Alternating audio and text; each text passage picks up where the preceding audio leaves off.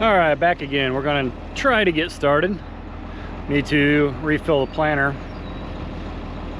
It's been a little windy today, but the sun went away, as you can see by the gray skies behind me and above me.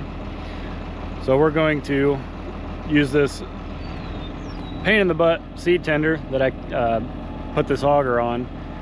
And so we got to unplug a set of hydraulic tips from the tractor, run hoses from the wagon to the back of the tractor, and then run up in the cab of the tractor, turn the hydraulics on, come back here, run the auger, and then when I get as far as I can, I'll have to pull the truck forward without running over my hydraulic hoses.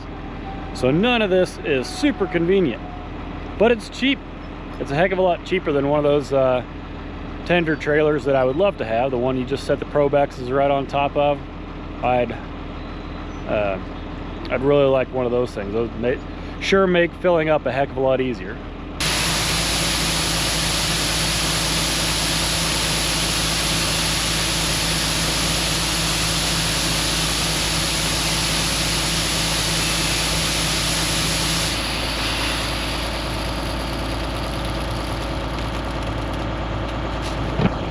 This thing is a pain in the butt, but it's better than throwing a whole bunch of bags around. We're trying it. Just got started, so I'm gonna hop out real quick and dig around and see if it's muddy or if it's fit to plant.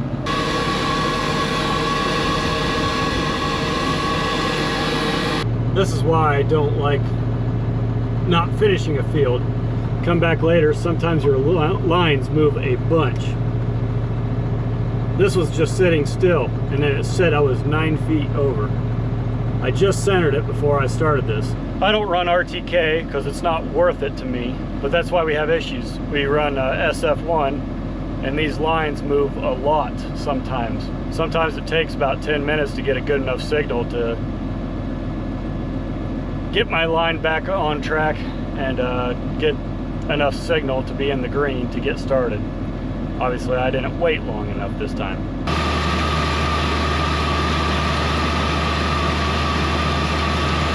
I originally had not intended specifically to get a flex split frame planter because I'm not sure I needed it as much. But check out that pivot point right there going through this little spot. Look how much that thing flexes.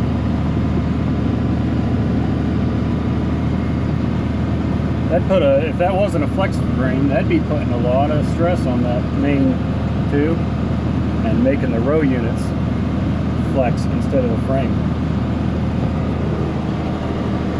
So good thing I didn't pay extra for it, but I'm glad I have it. Oh no, there's a poor woodland creature that needs our help.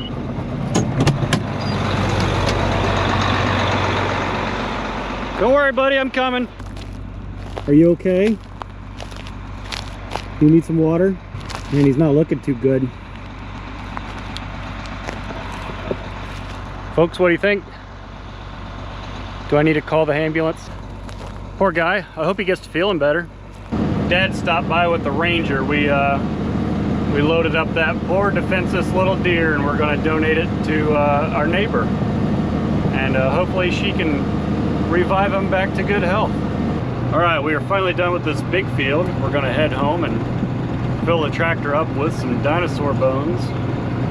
And we got 4 fields left. 3 of them are in corn, last year's corn stubble.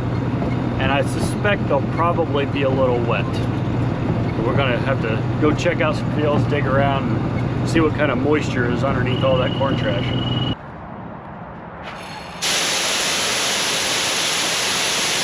I swear the next $10,000 I don't know what to do with, I'm buying one of those seed tenders.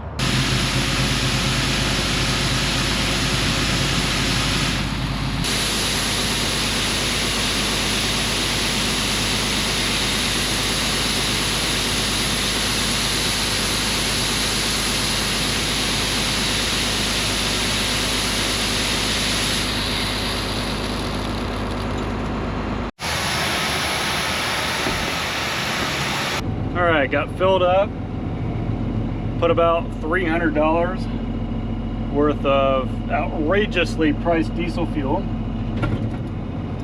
Now we're gonna head to the next field. Keep on planting beans. So we are at my latest field that I just picked up. It is a 60-acre field, and I do not have any established lines set. So we're gonna set an AB line. So we're gonna mark a point at one end of the field as our A line, A point. Drive down to the other end of the field where we want the planter to end up, and then hit our B point, and that'll create a straight line. So when I'm setting up a field, like this field, go straight this way, and then an end row along the road over there. So what I'm going to do is set an AB line over there, go to the next corner, plant this way, and as I'm making the turn, I can hit my auto steer button, and it'll give me a straight line for the very first pass. What drives me nuts is guys have these insanely expensive tractors, planters, GPS systems, and their very first pass is wiggly. Like, they don't take the time to set up a straight pass on the first one.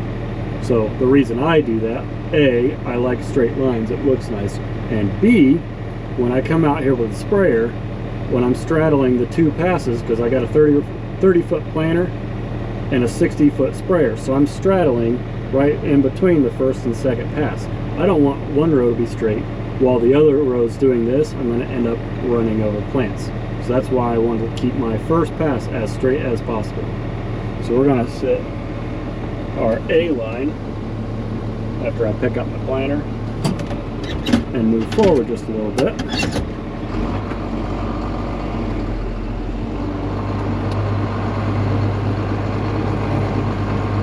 So that looks like a good point. And I'll fast forward here.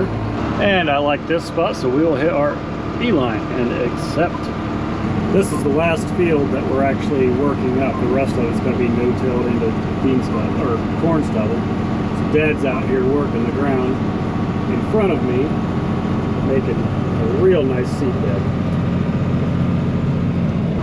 This seed bed looks fantastic. It's dry on top, got good moisture underneath, and it may be a little softer than the field we were just in. So we're going to have to plant a little bit. We're going to stop now, and we're going to get out and check the depth.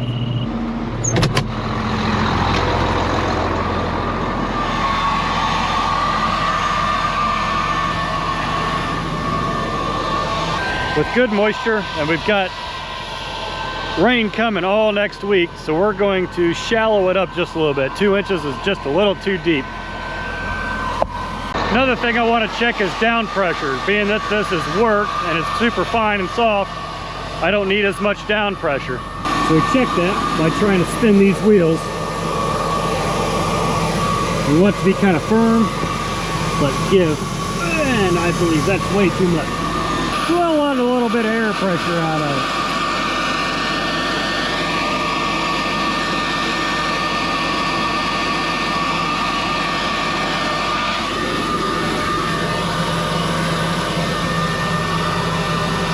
Better. I'll tell you how tough it is being a farmer in 2026. It's getting late in the day, the sun's starting to go down, and it is the right temperature to where if I turn the fan on in the cab, it's too cold, but if I turn it off, it's too warm. I kind of would like some airflow, but then I'd have to turn the heater on. And if I turn the heater on, then it get too hot and I'd have to take my sweatshirt off. And then when I turn the air off because it's too hot, then it'll get cold. Quite a conundrum I've found myself in. All right, I'm tired of hearing myself talk. How about a sweet drone montage? Hit it!